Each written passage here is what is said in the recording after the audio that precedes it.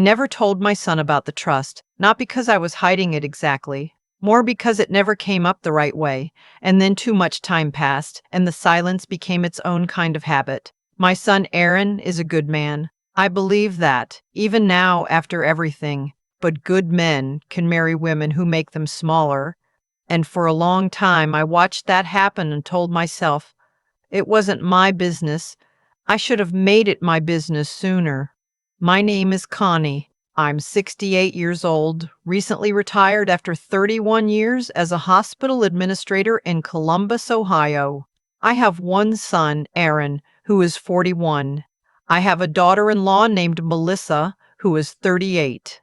And I have two grandchildren, a boy named Theo, who is 9, and a girl named Petra, who is 6, who are the reason I kept my mouth shut for as long as I did. I want to start from the beginning because the ending doesn't make sense without it.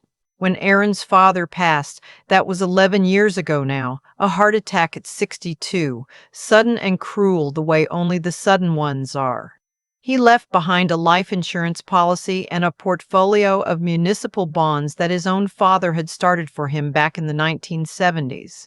Between the two, after taxes and the estate settled, I received just over $1.1 million. I didn't tell Aaron the exact number. I told him his father had left us comfortable. That was true. I put the money into a trust managed by a financial advisor I'd worked with for years, a man named Frank who has the kind of quiet competence that makes you feel like your money is sleeping safely under a good wool blanket. I kept working. I didn't need to, but I wanted to. Work gave me structure and purpose and a reason to get out of bed at 5:45 in the morning, which grief will otherwise steal from you if you let it. My salary as a senior hospital administrator was $94,000 a year. I lived modestly. I drove the same Buick for 9 years. I shopped at Kroger. I kept the thermostat at 68 in winter and wore a cardigan around the house. Aaron knew I was fine. He didn't know what fine meant in dollars. Melissa had her own ideas about what I was worth. I noticed it first at Thanksgiving, maybe 4 years into their marriage. They had just bought a house, a nice house, a 4-bedroom colonial in Westerville, which was more house than 2 people and 1 toddler needed, but Aaron had gotten a promotion and Melissa had found the listing, and the decision had apparently been made before I was consulted. When I sat down at their table that November, I remember noticing how Melissa looked at my shoes. They were sensible shoes, low block heels, the kind a woman my age wears when she knows she'll be on her feet all day. She looked at them the way you look at something that confirms what you already thought. She wasn't unkind that day. She was something worse, actually. She was politely indifferent in the specific way that people are when they've decided you're not worth the energy of real engagement. I told myself I was imagining it. I told myself that for 3 more years. Aaron called me in February, about 18 months ago now. He sounded tired in a way that had nothing to do with sleep. He said that he and Melissa had been talking and they were a little stretched financially. The mortgage was higher than they'd anticipated. Melissa had left her marketing job to do consulting work that hadn't taken off the way she'd hoped. And Theo had some learning evaluations coming up that weren't covered fully by insurance. He said he hated to ask. I told him not to be silly. I helped with the evaluations and a little extra for the mortgage, around $14,000 all told. I didn't attach conditions. I didn't ask for anything back. It was my grandson and my son, and that was the end of my thinking about it. What I didn't realize was that the help had been Melissa's idea, not out of necessity exactly, but out of a kind of testing. She wanted to know how much I had and whether I would give it. I know this because 6 months later she suggested through Aaron that I move in with them. I want to be honest about why I said yes. It wasn't because I was lonely, though I was some days. It was because of Theo and Petra. Theo was struggling in school and Petra had just started kindergarten, and I thought I could be useful. I thought I could be the grandmother who reads to them at night and knows their teachers' names and makes pancakes on Saturday mornings. I thought being present was a gift I could give all of them. I sold my condo, I owned it outright, had for years, and I moved into their guest room in September. By November, I understood my mistake. It happened in pieces the way bad things usually do. The guest room was comfortable, but Melissa had opinions about how I used the rest of the house. She didn't like it when I rearranged things in the kitchen. She mentioned twice that I loaded the dishwasher wrong. She started asking me to stay in my room during Petra's playdates, which she framed as not wanting to overwhelm the kids, but which left me sitting alone with a book while I could hear small voices laughing 20 feet away. Aaron saw some of it. He'd give me a look sometimes, a quick, sorry look, but he never said anything. I understood. He was tired. The pressure of the mortgage and Melissa's consulting business stalling out, and the general weight of being the only earner in a household with 2 kids, it wore on him. I tried not to add to it. I contributed $2,000 a month to household expenses without being asked. I took over all the grocery shopping. I drove Theo to his tutoring sessions twice a week. I babysat every Friday night so Aaron and Melissa could have dinner together alone. I did not complain about any of it. In January, Melissa asked me if I had thought about my long-term plan. We were in the kitchen. I was making coffee. She said it casually, like it had just occurred to her, but I could tell by the way she was not quite looking at me that she had thought about how to say it. I asked her what she meant. She said that she and Aaron had been talking about the future, about what the house would look like in 5 years, whether the current arrangement was sustainable. She said they wanted what was best for me. She said she'd looked into some lovely senior living communities in the area, very active, lots of amenities. She showed me a brochure on her phone. The place was called Willow Ridge. It had a pool. I looked at the brochure.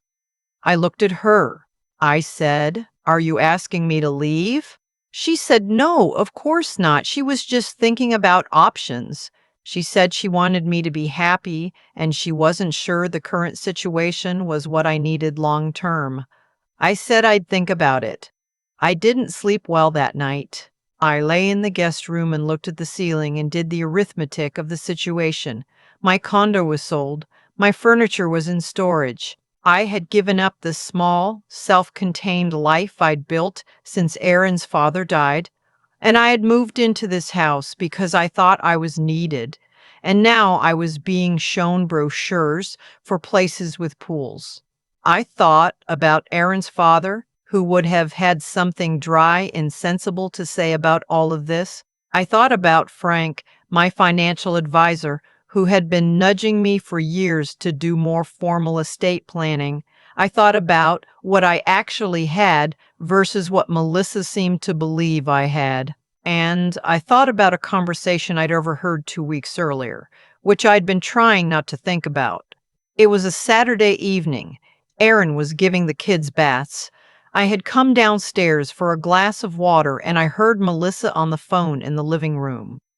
The door was mostly closed. I wasn't trying to listen, but she was not keeping her voice down, and I heard her say, clearly and without hesitation, she doesn't have much. Aaron thinks she's got maybe 100,000 in savings tops. She drives a 10-year-old car, for God's sake. A pause. No, she's fine for now. Just old. It's not like she's useful.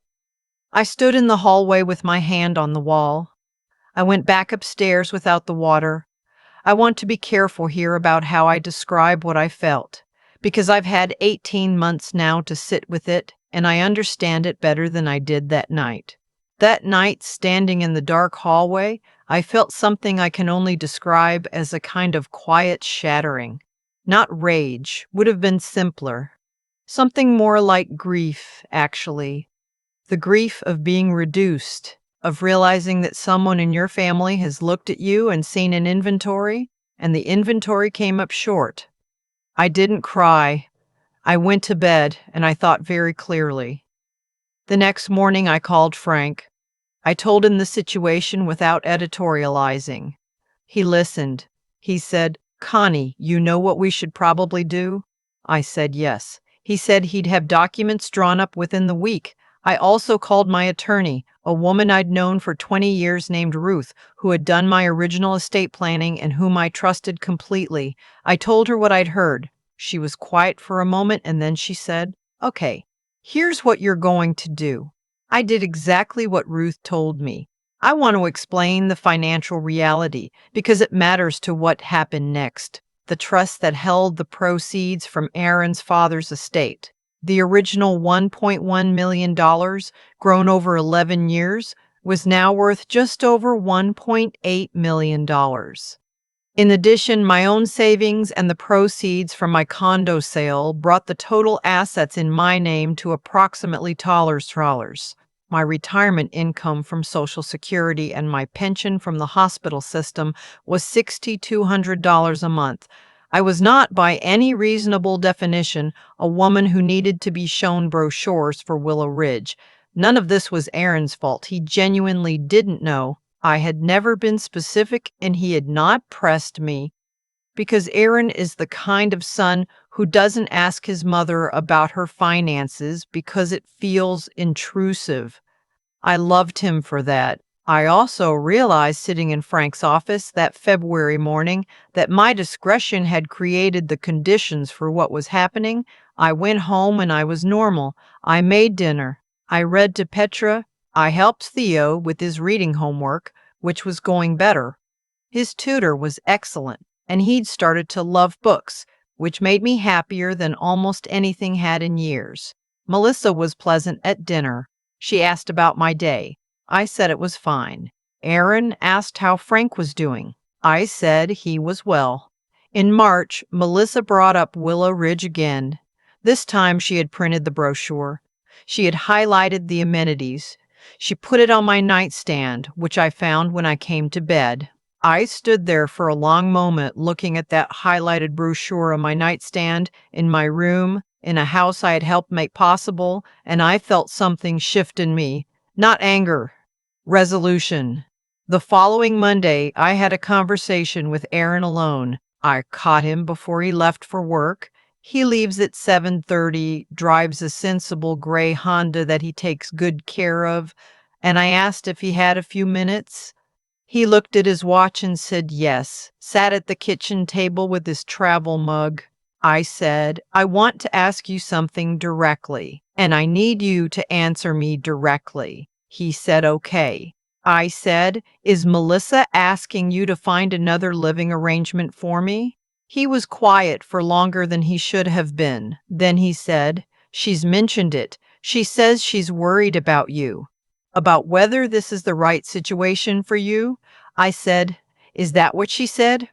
Or is that the version you can live with?" He looked at his coffee. He was quiet again. Finally, he said, "She said you'd be happier somewhere with people your own age, people who understand what you're going through." I said, "Aaron, do you know what I have financially?" He looked up. He said, "Mom, you don't have to." I said, "No. Tell me what you think."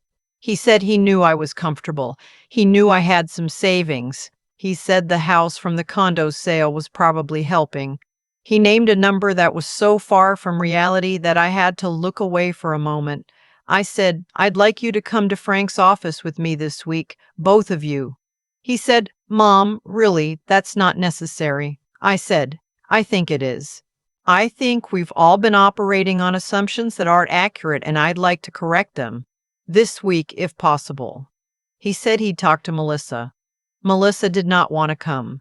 Aaron told me she said it felt intrusive, that it was my business, and she didn't need to be involved.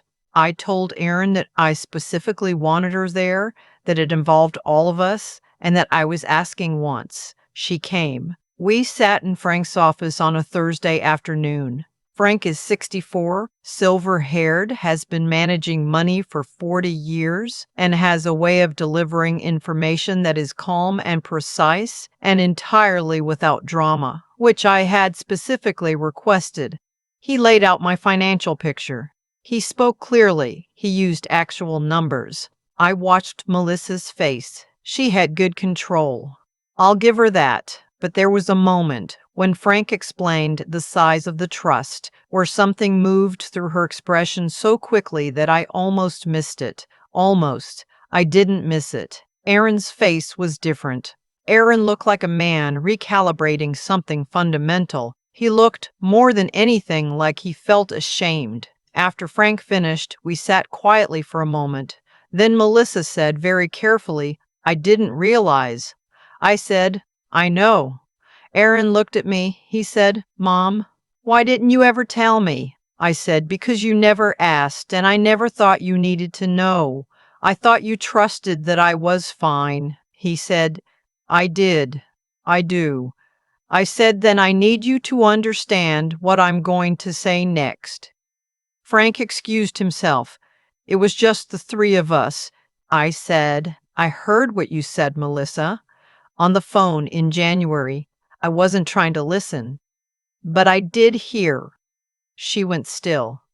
I said, "I know what you think I am, and I understand why you thought it, but I need you to know that I've spent the last 2 months making sure that my financial future is protected, regardless of what my relationship with this family looks like.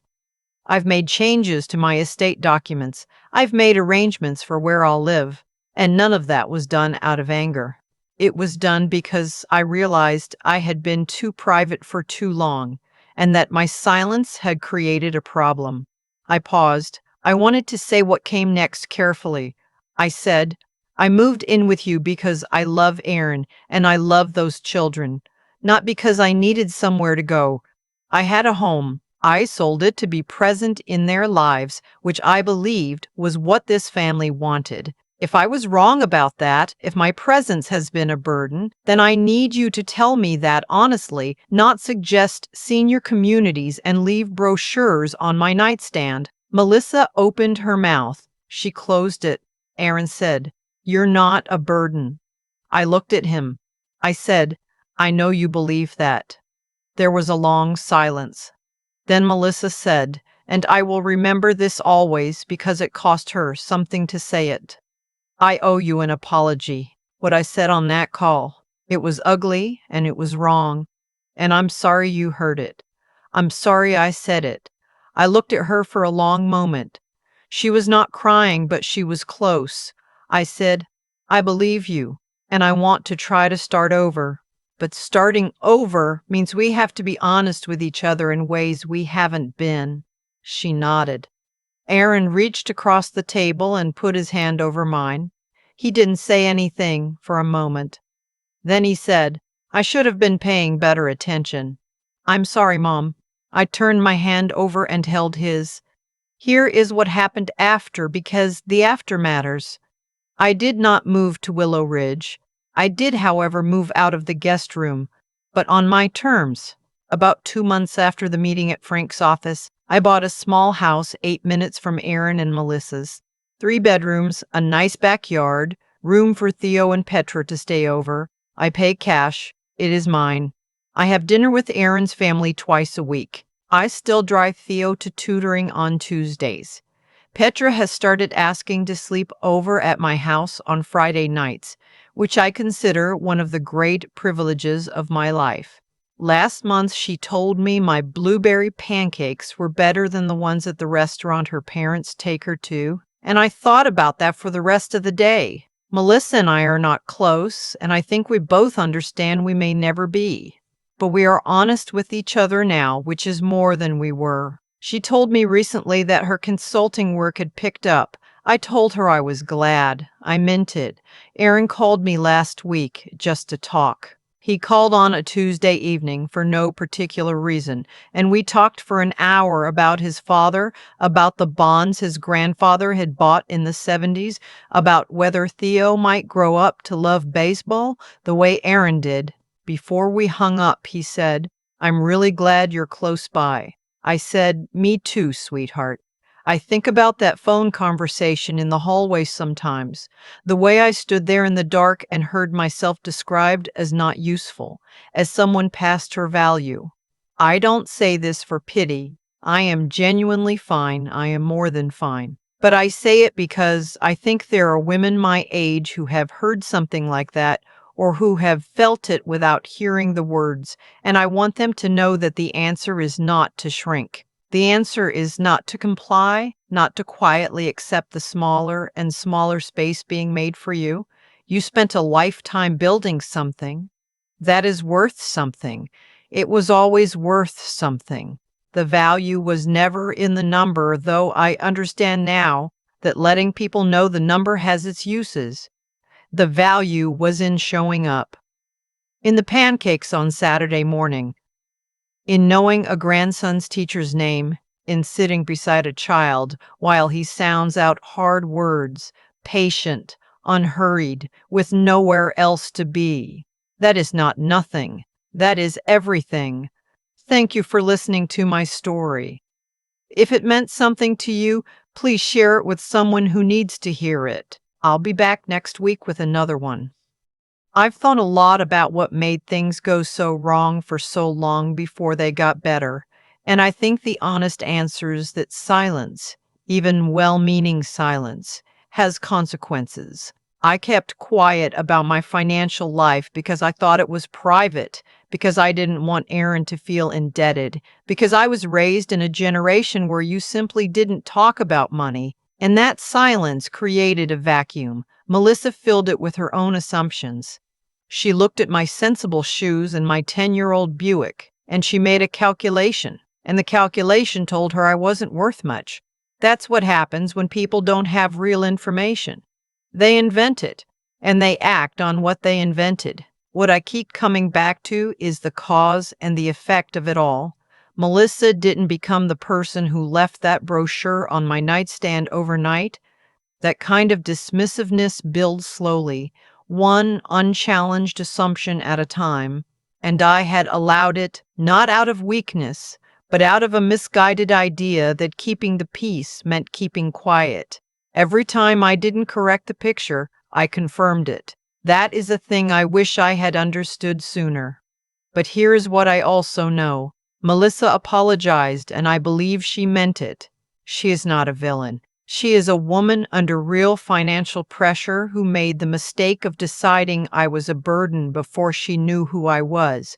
The moment she had accurate information, something shifted. That matters. It means the problem was never truly about character. It was about the story she'd been allowed to build in the absence of truth. When the truth arrived, the story couldn't hold. Aaron is a good man who learned something hard about himself that day in Frank's office. He learned that loving someone and paying attention to them are not the same thing. He had loved me from a comfortable distance and called it enough. I don't say that to wound him. I say it because I think that is something a lot of families do. And nobody names it until something breaks. The thing about getting older is that the world starts to treat you like a summary of yourself. The age, the appearance, the car you drive, the shoes you wear. People stop looking for the whole person. And if you let them, they will reduce you to a few surface details and make their decisions accordingly. Resisting that is not arrogance. It is just accuracy. You are not obligated to be smaller than you are because it's more convenient for someone else. What got me through was not anger.